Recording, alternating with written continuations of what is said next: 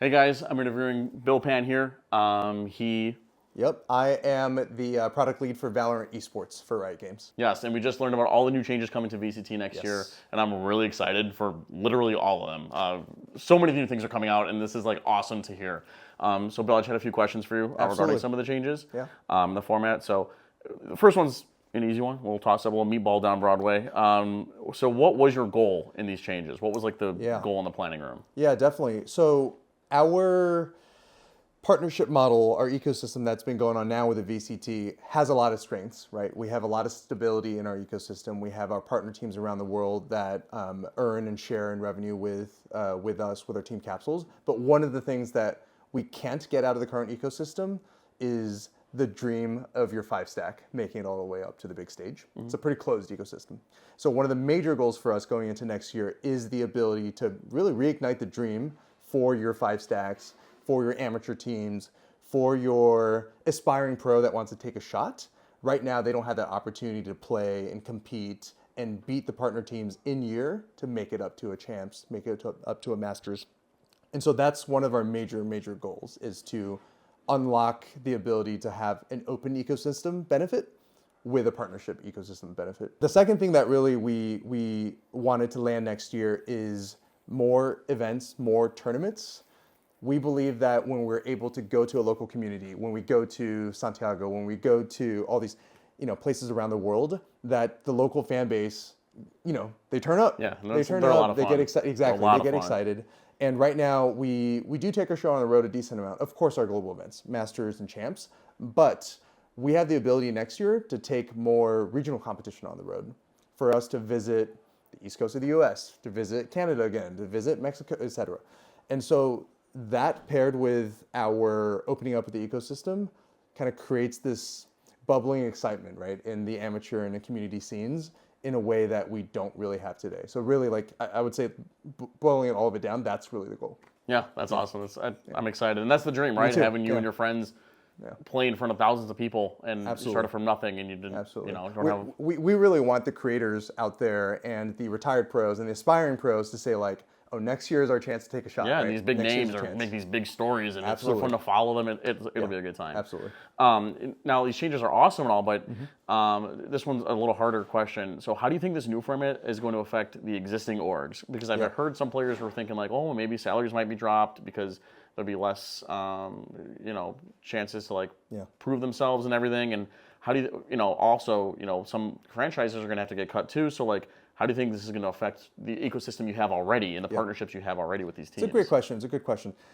Part of our discussion now is really about how wide we open the aperture to open. We want to find a balance, like I mentioned, between the stability of partnership and the hype and excitement of our best teams and our top teams and our biggest brands in the market, but open it up for teams that are up and coming, to be able to fund tier two in a way, the tier two teams and the amateur teams in a way that we haven't been able to do before, right? And so it's really about finding that balance between stability and openness.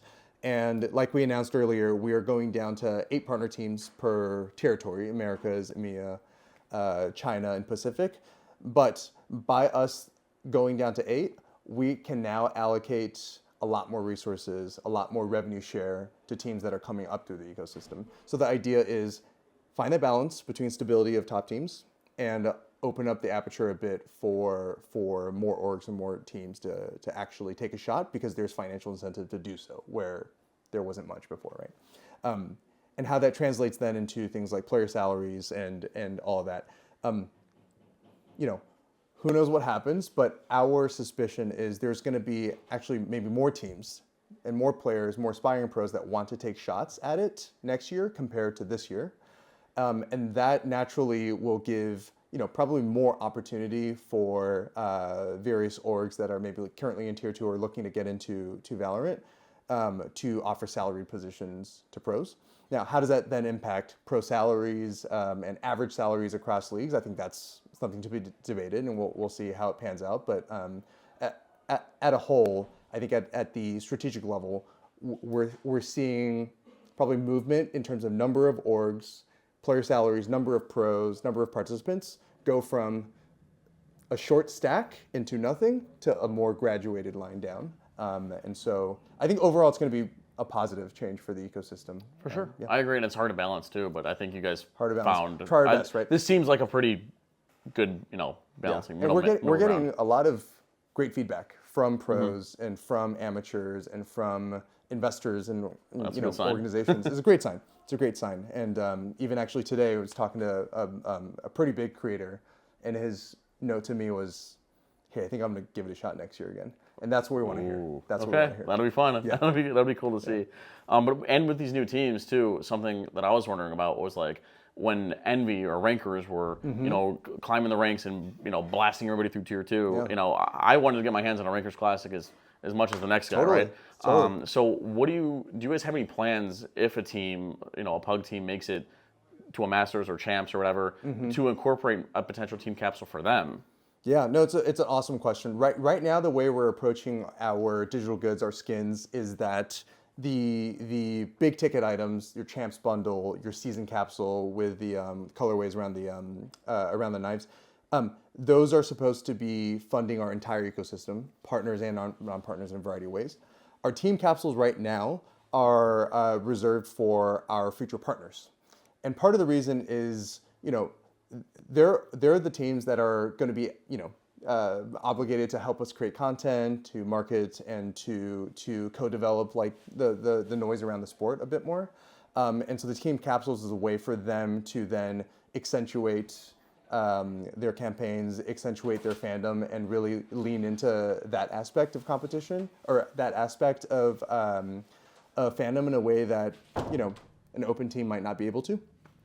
And so the second reason why we reserve capsules for partners right now is the development timelines are just quite long, right? If you and I form a team and we play through the North America Open and we make a cup, we make a Masters, that happens over a period of 2 to 3 months. Right. In reality, for us to be able to create team-based content for our org, it's going to take a lot longer than that. And so it's a logistical thing as well, right? We want to be able to reserve the benefits for partners, but also it's an operational need. Yeah.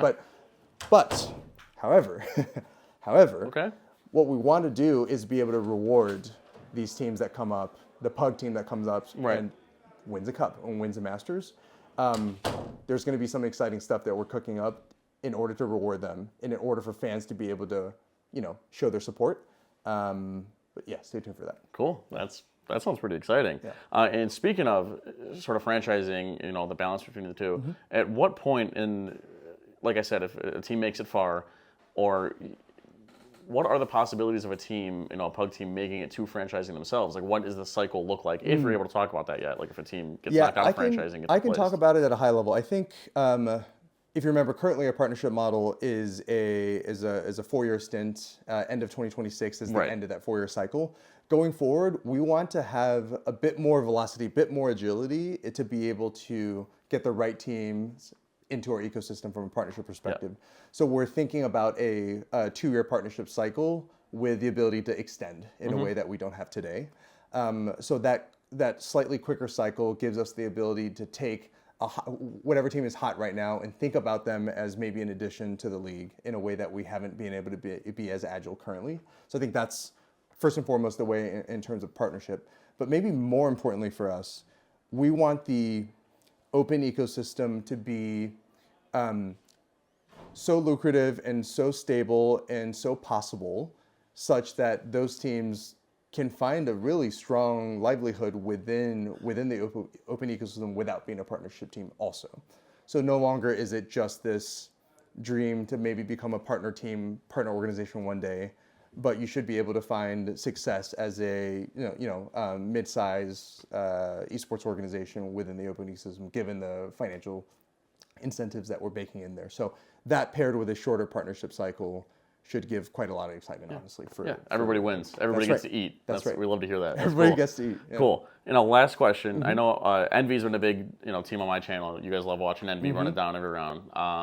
How much were they an inspiration to all these changes, if any? Yeah. No, they absolutely were. Absolutely were. I think in every sport, in every esport, there's always stories that pop up. They're not common, but when they do, everyone rallies behind them.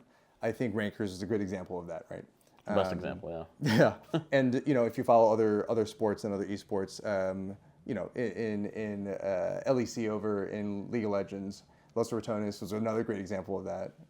So I think those type of dream runs are really the inspiration for us to make it possible. Yeah, it brings And in look, views, brings in fans, excitement, absolutely, everything. and it's not going to happen that often, but when it does, Oh, it's gonna hit. it hits. Yeah, it hits. it does. You know, and look, it's not just Riot Games, right? It's like Counter-Strike, the Mongols, right? People get behind them. People like an underdog story. They like a Cinderella run, and if those happen too often, then they're no longer Cinderella runs. But if they never happen, then you you're get never a gonna get them. stale Yeah, ecosystem. right. Exactly. So yeah, we're hoping for a great balance. Cool. Yeah. Well, thank you for your time. This has been an Yeah, awesome man. interview, and Of I think course. we got Of a lot of course. insight into these new changes that are coming in 2027. Yes, sir. So Happy I'm to be excited. here. All right, man. Cool. Thank you. Yep.